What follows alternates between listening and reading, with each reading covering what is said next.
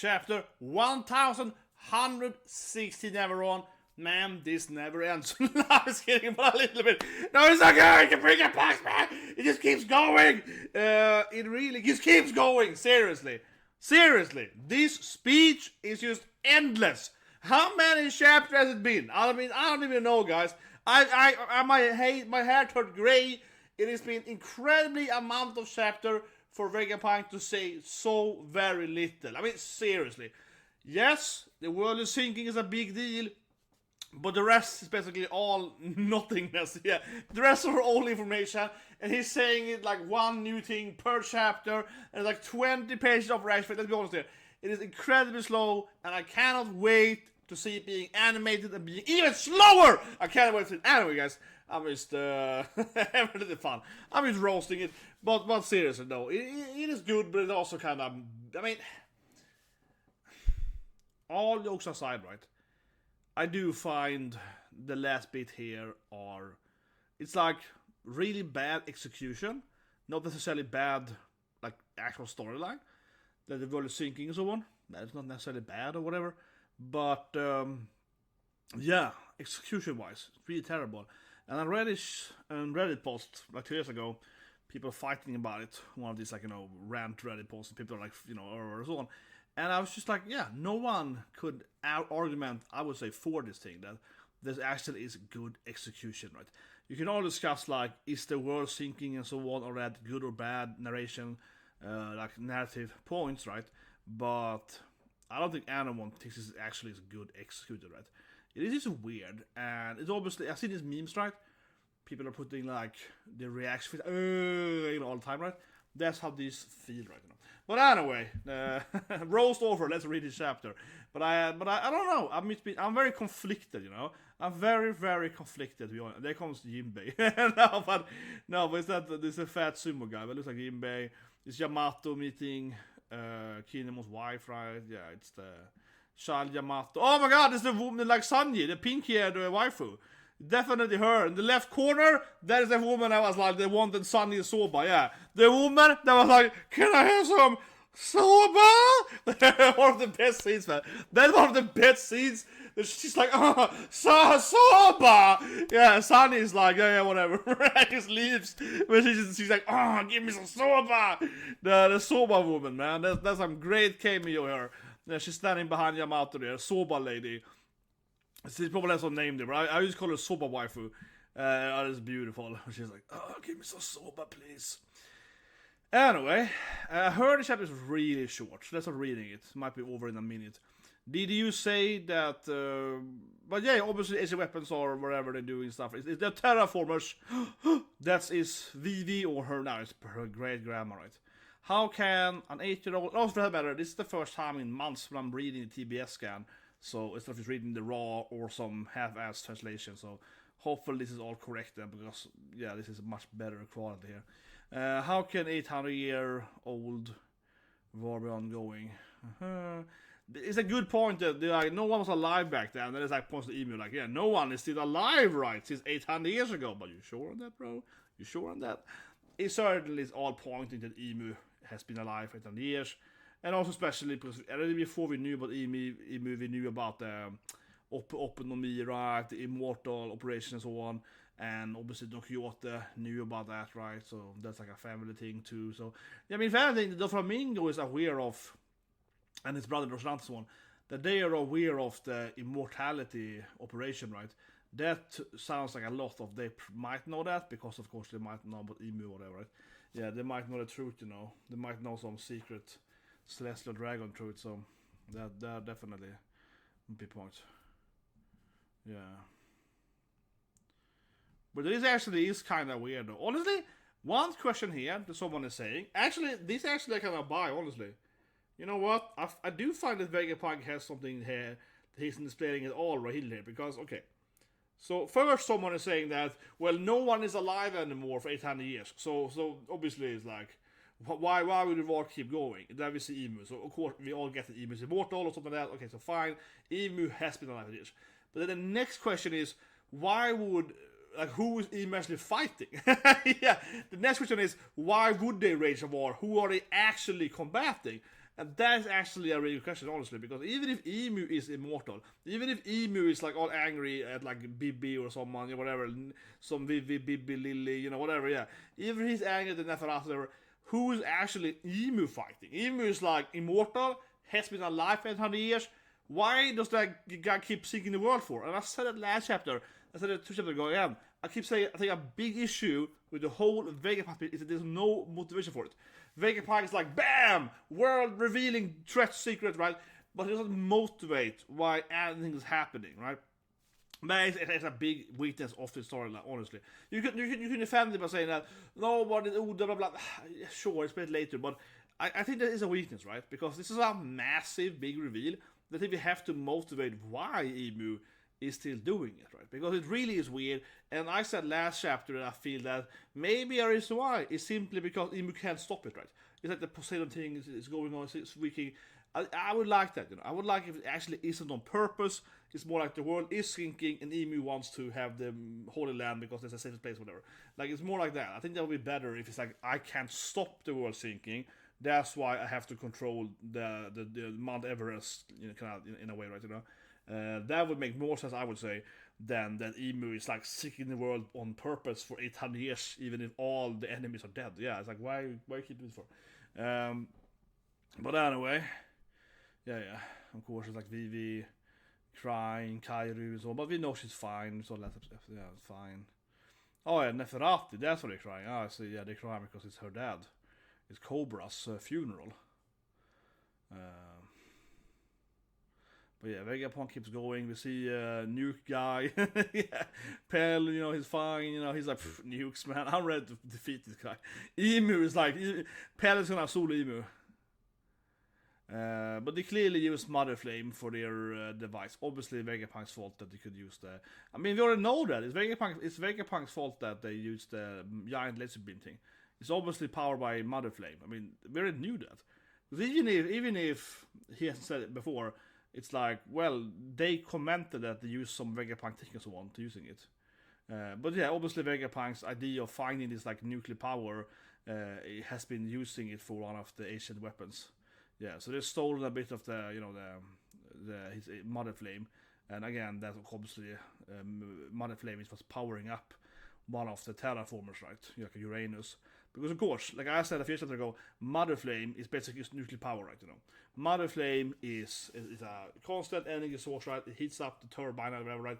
And it sends it out. So basically, Vegapunk has rediscovered, like nuclear power plants or whatever, right?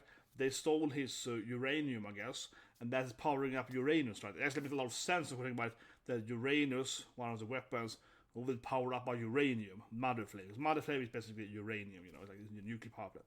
So that is like complete obvious that was happening here, right? And again, Vegapunk is at fault, right? Because he's just like, oh, sorry, dudes, I reinvented nuclear power, and now the bad guys are nuking islands. Oh, sorry. But seriously, Vegapunk is like, oh yeah, by the way, I invented, nukes again. Yeah, sorry. Right? You think about it like that, right? He's basically confessing to inventing the nuclear bomb, right? The A-bomb. Yeah, honestly, right? Vegapunk is explaining that straight up that he has reinvented the nuclear atomic bomb, right? The government then, Emu, used it, right? Uranium powers up Uranus, which is the ace weapon, right? Which basically is a flying ship, as we know, it's flying in the sky, and it basically nuked, the island of Lurenesia, right? So Vegapunk's basically like, oh, sorry, by the way, I Oppenheimed them on accidentally, yeah. Vegapunk's like, sorry, I accidentally built the nuclear bomb, I Oppenheimed on accidents. Uh-oh. It's kind of like that, right? Vegapunk is always, I feel, is just a terrible character, and I keep saying it, I'm proud saying that, no, but seriously. Because Vegapunk, he's written as, this absurd super genius, but he has I think Vegapunk is by far, Vegapunk is by far the worst written character in One Piece, by a landslide. Because he really has an issue that is so common when it comes to like hyper intelligent characters. So this guy can invent anything, he can build anything, he's a super genius, he can reinvent nuclear power easily by himself and so on, right? But for example, the Stone is a much better character, right? Very similar to Vegapunk, can build anything and so on, right? But the Stone Senku, he's just like, he's very intelligent in general, right? He can build anything, but he's also pretty good at strategies, he's manipulative, and all that stuff, you know. So because if you're super intelligent, if you can beat a nuclear power plant by yourself, you're probably pretty smart, you know. But Vegapunk is really badly written. He's like IQ 5000, right? But at the same time, he's dumb as a rock, you know. He's like stupider than Luffy, right? Like seriously, Vegapunk, half the time he's like Luffy intelligence, right? And the other half the time he's like, you know, better than Senku, right? That is bad writing. I'm sorry, it's really bad writing because Vegapunk again is like, oh yeah, sorry, I invented the nuclear bomb. Oh, sorry, I gave it to the bad guys. Oh, sorry, they killed the genocidal island over there. Oh, you know, what can you do? You know, it's like he's just all of his decision-making, all of his strategies are so incredibly, terribly bad, and it doesn't make any sense that you can have a character again then that has, you know, IQ 10,000, 11, blah blah blah, and yet he has the, you know, the strategy level of a toddler, right? It doesn't make any sense.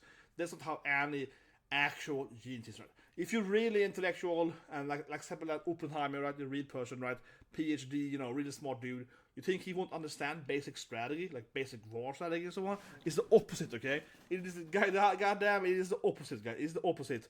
Smart people that are really, really smart are also good at other stuff too, right? That's what they're really smart for. Because usually when you're smart, you can just learn and adapt really easily.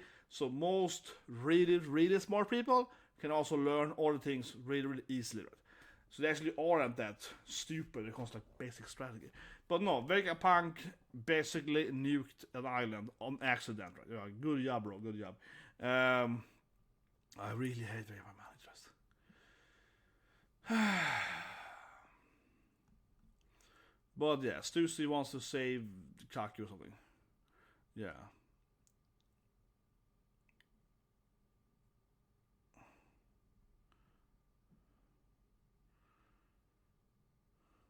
I don't know why Stussy is friends with Kaku and Lucy though, in a way. I don't know why she befriended them. Yeah, so now I was like this emotional with Stussy here. But also I don't get it. Like she's in love with Vegapunk, right, Stella, and somehow she also thinks genuine friendship with Kaku and Rob Lucy. But I mean, they're pretty terrible people. Yeah, they're mostly kind of evil, really evil government spy dudes. So I don't know why she's like, oh, Kaku's a nice guy, though, deep down something. I guess arguably they are. They actually wanna. I mean, Rob Lucy's like a crazy guy, but I guess Kaku is like actually a nice government guy. That actually wants to kill people for safety or something. I don't know. It just feels kind of weird that Stussy actually would care about them because she's been lying to them all the time, and I don't know. She seems honestly kind of strange. But anyway, then we see the milk girl, you know, the ace milk girl and so on, you know, he saved in that side story. Yeah, the earthquake.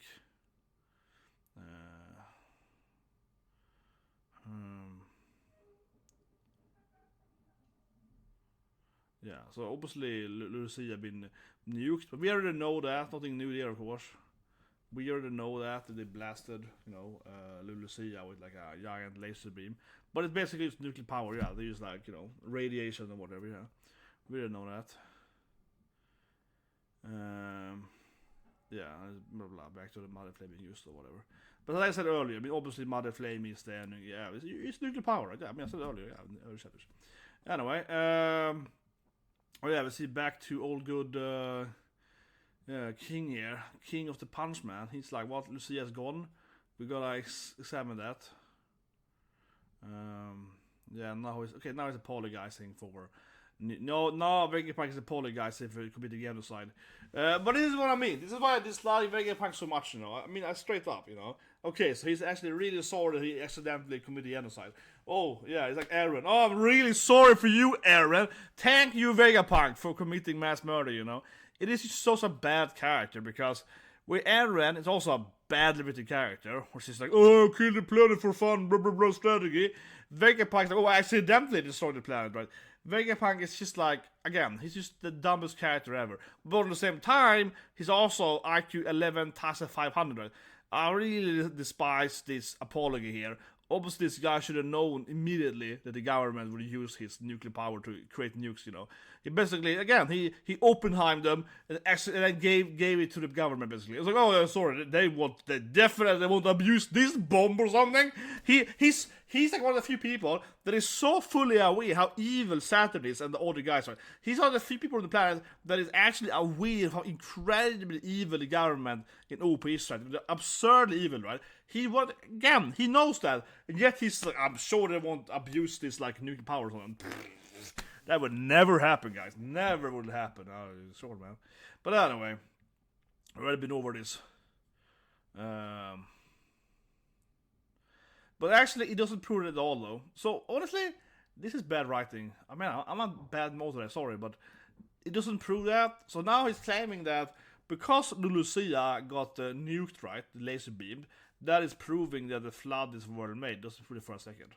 Not at all. Because nuking that planet, that's not rising the sea level. I mean, is he claiming that there are, because I started earlier, right? There are terraforming the planet with these like weapons, right? But is he claiming then that Uranus is constantly like melting the ice cap or something? Because we haven't seen it happening. Just because you can destroy an island with a nuke, you can't make water rise. For example, imagine looking at our current planet. Vegapunk is objectively wrong here. Looking at our like living planet we are living in right now, it's because America invented the nuclear power, right? And they invented nuclear bombs, right? And all this had to do blah, blah. So now we have nuclear bombs in reality, right? And we can blow up an island with that. Okay, fine. Just like Lucci. That doesn't mean that we have the power to just raise the sea level, or that the sea level is raising because of that reason. It's raising because of ice cap melting and so on, right? But and sure, we can go and nuke the ice caps, and it will melt faster, obviously, right? But no one is doing that in the open world, right? So Vegapunk is claiming that because the Lucci was nuked, that means that the world is the water level is rising. That's not a sign for it at all. Then they have to also nuke the ice caps, right? That's not happening. So this makes no sense. This point here in the chapter is completely objectively wrong. You cannot say that just because we have nukes, that means this thing is happening, or these things. It's not the same thing, right? It's basically like, I have one invention, which is very advanced, that proves that another invention, which is at least equally advanced, also exists something. It's kind of like, I have a hammer, it means I also have a bow or something. No, it's like two different things, It's like roughly the same level of technology to invent, like, I don't know, a saw and a hammer or something. But like, because you have the saw, doesn't mean the hammer exists, or vice versa or whatever. It's really weird. Honestly, it's everything Vegapunk is so badly written, but it is incredibly strange how this is makes sense here. Let me see, Monosk och så. Yeah, and Crocodile. Oh, and Shira Hoshi-chan, of course. The Poseidon lady. This is a good point, though. It's a good point he's making now, though. This is a good point. He's like, why was it said that Joy Boy would have these weapons? For example, then of course Poseidon. Why is it Joy Boy want to have them? Why would he want to have this, like the nuke? Why would Joy Boy have the nuke plane? Yeah, like why would they give it to him? I mean, probably is to fight the evil government. Yeah, probably is Joy Boy 2 Luffy is gonna use it to fight the evil government, right? So he's like, that's why I think that Joy Boy might be evil. So Vegapunk is saying that, well, because they wanted to give Joy Boy these evil weapons, that proves he might be evil, or I don't know. But it's like a really weird, it's also, again, it's a really weird conclusion for Vegapunk. Vegapunk is such a weird character.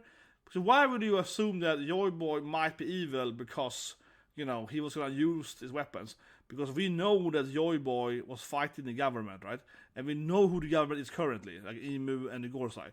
And even if they weren't alive back then, let's say they were, there are all the people, Vegapunk very well know that these are all really, really evil people. He's very, very well aware that these people are incredibly evil, right? He's so fully aware how evil Saturn is, you know what I mean? So why would he assume that Joy Boy is because Joy Boy is gonna fight these evil guys with nukes, I guess, then why would he assume that Joy Boy is evil because he's using nukes for? Sure, the methodology of Joy Boy might be a little bit extreme, right? He's like nuking them or something, or trying to do this. But again, he's fighting incredible evil dictators, right? He's fighting super evil people. So Joy Boy using nukes doesn't mean he's evil, because again, he's fighting the most evil guys on the planet, right? He's fighting these like evil guys controlling the planet. So no, it doesn't make Joy Boy evil. it's a purpose that makes it evil, right? I don't think it's any ambiguity of Yoibo's evil. I think Vegapunk is dead wrong again. Because, Vegapunk is like, well, Yoibo wanted to nuke the GOROSEI. He's a bad guy, maybe. It's like, no, have you met the GOROSEI? Have you met even Vegapunk? You have met them, Vegapunk! You know who they are, like, you know how they are. I mean, again, maybe they didn't live back then, but still, whoever is, who was fighting Yoibo in 8 days ago are clearly the current, or basically, are clearly evil. I mean, they're obviously evil. It's just a weird statement of him to be like, I'm questioning his motive. It's like, have you met the GOROSEI? Yeah, you have. Let me see them.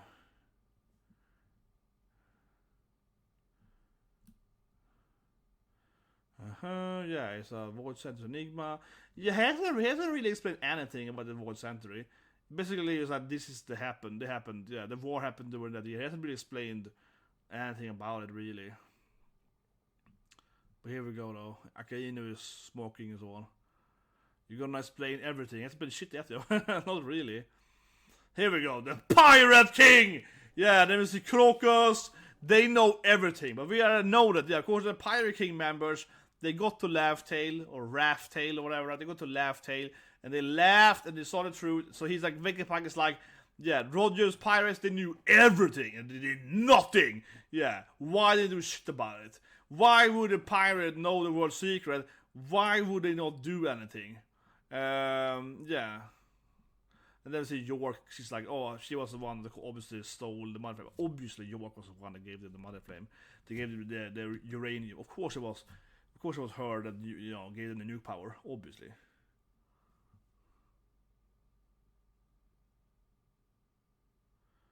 She's like, I cut my memory so you wouldn't know. I don't know what point. I don't know anymore, honestly. I'm sorry, guys. I don't know anymore. York is like, how would he know that I stole the mother flame? He's like, but York, he knows that they nuked an island, right? He knows that they needed uranium to nuke the island. He obviously knows you stole it, because he's like, someone had to steal the uranium to build the nuke. She's like, oh my god, how did they figure out I stole it? It's like, who else would have done it? It's like, who else would have happened? Like, I don't know. This is really weird.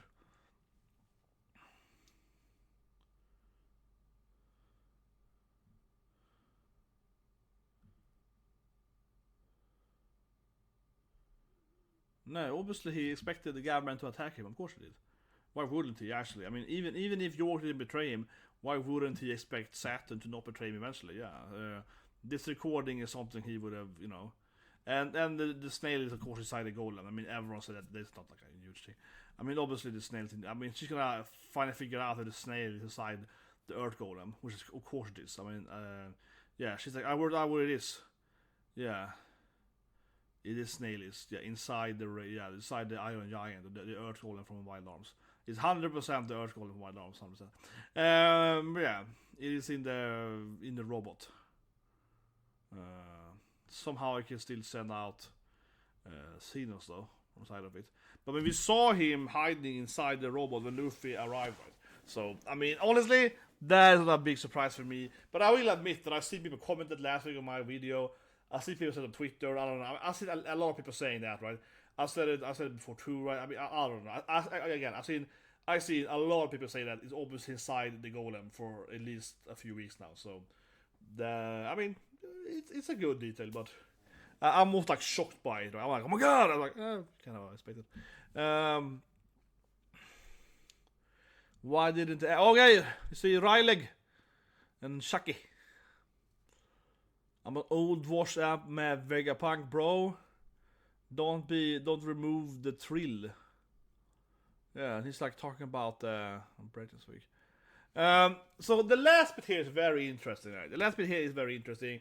And I will say that Vegapunk has a very good point in the last bit. Where the goal is like, why did Roger just abandon things or something, right? So Vegapunk is like, oh, the Void Center is a mystery and all this stuff, and but the goddamn Roger pirates, Ryling and so on, they knew what happened during the Void Century, yet they did nothing, right? And the whole is like, they waited for Joy Boy and so on, right? he makes a valid point there. Why didn't they tell anyone the truth? You know, why are they not helping people? Because wouldn't they know it's sinking? Did they know that the world is going downhill? Would they tell people that? And certainly Riley has some kind of weird like, oh, we don't want to spoil a surprise for the younglings or whatever. And it certainly feels like Roger planned the whole thing out. Obviously, we know that Roger said the whole One Piece is real or whatever because he wanted to start the Pirate Age. But it feels like he now really wants people to get to Laugh Tale so they will know the truth or something. But why did you just tell the truth? It feels really weird that the Roger Pirates would actually know everything. That's how Vegapunk said it. They knew everything, yet they didn't tell anyone, because it's like really weird if they knew that people were gonna die and so on. It's one thing that it is one thing if they knew that who Joy Boy was or something like that, right, or Emu, but would they also know that the world is going down and you just tell anyone? It feels really weird. It feels very strange, right? They would just be like, you know, you'd be like, talk about that next week. Whatever. Probably some kid will come with the Nika fruit and save us. Whatever. Yeah, we don't need to tell anyone that the world is going down, right? Yeah, it seems really weird that they wouldn't tell. And honestly, I am still really hyped. I don't know how to say it. I am hyped and also worried a lot for One Piece ending. I am massively serious. I'm very worried, right? I'm hyped and worried. I keep saying it because I feel like it's very interesting that they knew everything, right? They knew that the world was gonna sink and so on. Apparently, they knew everything. They didn't tell anyone about it. They're like waiting for, you know, the Luffy or whatever to arrive, right? The man that Rose waiting for. And how is Vegapunk storyline on that? How will Oda in the end actually make sense? How will Oda actually make this thing go out and be a well-written storyline? Because I feel he has some really good idea of how Laugh Tale is going to be about. You know, what was in that letter actually that they read? You know, that they trusted to not do anything, right? Because again, if Roger Pirates knew everything, they knew that the world was sinking. They knew the Emu was immortal or whatever. They knew what happened in the war. That's what he's claiming, right, from Vegapunk's side. And they were like, we're not gonna do anything. We should like inspire kids to go out to go by themselves, right? It seems incredibly weird, right? It seems that they were like basically dooming the planet, and Vegapunk is like, what were they thinking, bro? Like we're all dying here, right? So I am worried and excited. I'm very worried that Oda is gonna actually accomplish to make this make sense right in the end of Laugh Tale. But at the same time, if it makes sense, if it actually plot-wise makes sense, it's gonna be amazing. Right? So don't get me wrong. If he actually managed to, you know, make this thing work out in the end from Oda's standpoint, then it's clear it's gonna be like arguably the best written thing ever, right? You know, if he actually managed to make Laugh Tale make sense, right? But it feels also incredibly worried that it won't. And I mean, genuinely, I'm very worried and excited because, again, if he managed to do it, then Oda's going to be the greatest author of all time, right? If he managed to actually make Laugh Tale logically make sense, right? But if he doesn't, it's going to be a massive failure, epic portion like Attack on Titan, right? You know, it's going to be that kind of ending. So it really is like, he's really, you know, Oda's really written into corner now, where it's like, he's either going to have a 10 out of 10 ending, or a 0 out of 10 ending. That, I think, is a massive thing to really think about here. Oda has really, really written into the corner now, where it's like either the Laugh Tale ending, right, with even if the pirates of Roger Pirates, Riley and so on, they knew everything, yet they didn't do anything about the world sinking and so on, and they didn't do shit, right? So either the ending is gonna be amazing in One Piece, right? It's gonna be 10 out of 10, the greatest story of all time, basically, right? Or it's gonna be a complete shit show. Honestly, I cannot see it going any other way, so I'm really worried and excited, I keep saying, because I'm like, man, either he's gonna manage to somehow motivate everything that happened with Roger and Riley and this thing and that thing, and it's all gonna be perfect, or it's just gonna be like, oh my god, this is epic shit. It's really either everything or nothing there. It's very exciting, but also very, yeah, it is, man, yeah, it's either gonna be, honestly, I think it's a very important thing about. But generally from a writing standpoint, you know, I don't think that most author actually writes them in this way. But honestly, I keep always comparing it to Ishiyama, right? I think of Titan. I think it was the same thing there, right? he also built all these mysteries. And as we all know, Ishiyama failed miserably. Of course, I said it for years he was gonna fail though. With Ishiyama, it was like, I called it like 5 or 6 years before he failed. I was like, this guy's nobody how he's gonna make this small thing be good, so he's gonna fail it. So again, I wasn't surprised, right? With Oda, I am more like, well, you know, because you know what I feel in previous videos, you know what I feel about who's who and Gear 5 and so on, right? So no, in Oda's case, I am very like coin flippy. I feel like he's been an amazing author up to a certain point, which of course is the turning point, right, of Gear 5 and so on, where I was like, oh my god, he really dropped the ball there so incredibly massively, which makes me feel like, I don't know, guys, seriously, leave a comment below. I don't know if I actually trust Oda to honestly manage to sail this in the end, right? Because it seems like he keeps adding on and on and on. He's making it even worse for himself, because this chapter, again, I said, right, he's just making it even worse. Yeah, but worse is that if he doesn't make it happen, it's gonna be miserable. You know what I mean? Like, he's making it be more and more high stake, which again then is great if he manages to do it. But at the same time, I'm not gaining confidence that he's gonna do it, right? I'm just getting more and more worried, right? It's a very much a gamble, like the high stake thing, right? Where it's like, well, for every day he gets more and more risk taking. So again, if he actually manages to land, yes, it's gonna be amazing. But every day also, I think it's less likely he's gonna make it to land. I know it sounds super negative, but I'm just be like, no, it seems very strange. But anyway, let's just be fair here and review the chapter. And I know I feel ranted today because I don't think it's a very good chapter, right? I don't think it's a very good chapter. You know I hate Vegapunk, so that's one reason that I really hate Vegapunk. I said it since the beginning though, so I don't think it's anything weird here. I know people defend it, they're super coping or whatever. But the thing is that I'm gonna iterate back to this point many times over these years now, but I really, really dislike, you know, intellectual character in any fiction, right? Nothing to do with manga or anime or games or whatever, but the smartly high IQ character are always terrible, like in all movies and TV shows and so on. Very rarely are they good. Like I mentioned earlier, Senku is one of the few examples where I actually really do enjoy the smart guy Senku, right? Because of course, like I said, he actually is smart in every aspect, in every field, and he's a conniving, kind of pragmatic bastard and so on, right? Which he's much more like realistic and so on. Yeah, he's a much better smart guy, right?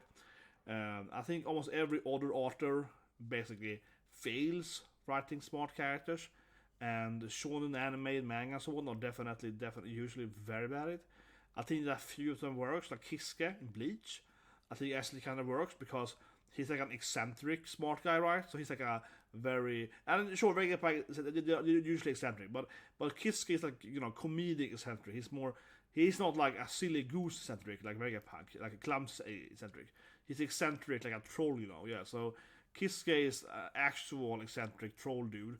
So it kind of makes sense that he's not very effective in his intelligence because he's a guy troll, you know.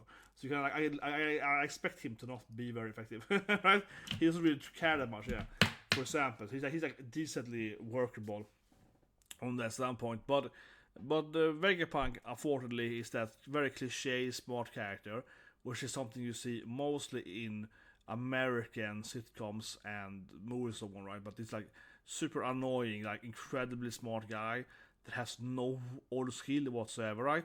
Like Vegapunk is a classic trope. He's like the greatest brain ever, but he cannot do anything else, you know. Yeah, like he's completely incapable of like boiling an egg or something, but he can build like a nuclear power plant in one day, you know. It's like he's like MacGyver times a billion, right? But he barely can walk, you know. It just doesn't make any sense. Vegapunk is like the perfect example of that, and this whole episode chapter keeps being like, for the love of God, you know, Vegapunk is like, oh, I knew this thing, and I mean, York is like, oh my God, he knew I was betraying him, and this thing and that thing, yet he just gave them the nuclear power to blow up planets, basically. It's like, what, so he both, you know what I mean? I think Oda is failing so hard with Vegapunk because he's both making it sound like Vegapunk was fully aware that York was betraying him, and Saturn was coming there and so on, right? He makes that be like he had that awareness, but at the same time he let York betray him and steal the nuclear power so she could blow up Lucia. So you kind of like, wait, what? So he's both really good at this stuff and also really bad at the same time, you know what I mean? I feel constantly Oda is trying to eat the cake in Heavy 2 with Vegapunk. He's either incredibly incompetent or incredibly competent, and it literally every page it swaps, right? Not even every chapter. He's so insistent. He's oh god, it's terrible. He bugs me so much. Like Vegapunk is all the bad tropes with like over intellectually IQ characters that are completely unrealistic. Yeah, Vegapunk is all those tropes at the same time. He's like arguably the worst smarty character that I think I ever seen in fiction. And I think Oda has, I keep saying it, but I said by saying that, Oda has absolutely favorite Vegapunk. Vegapunk is the worst character in One Piece by far, right? By far. And it is a lot of character in this manga and anime whatever, and he's the worst. 100% terrible character. Now then, being said that, I think the whole chapter is very short for that matter. It's very short. I just rant a lot here. But I think that this chapter again is kind of strange because it didn't say much, This chapter is kind of pointless, and it's back to that, what I said in the beginning of the video. Execution-wise, it is not a very good chapter because it basically confirms that, okay, Roger Pirate knew everything, which we already knew, right? From much that point. Viewer, we knew that, so it doesn't add anything. York finally figured out where the snail is. That is, I guess, somewhat useful for us, the viewer, but it basically is a time bomb, right? So it makes it more tension, because we know that it's only one or two more chapters. But it doesn't matter anyway, because Vegapunk's speech has been like 5 chapters long, so I don't think anyone feels any tension about his speech, because he already said, you know what I mean? Honestly, the whole York figured out where the snail is not, who cares, right? Because Vegapunk already told us about the water and so on. So who cares, right? It's too late for that. So there's zero tension with that. So I really don't care about that. The point is about it. And otherwise, what actually happened? Tell me what happened in this chapter. This chapter is basically pointless. Nothing really happened. It's just Vegapunk explaining that the Mother Flame is uranium, which we all know is nuclear power. And then York figured out where the snail is, which is completely irrelevant. And then Roger Pirate, new troop, which we already know. This chapter is really pointless. This is the worst chapter in a long time.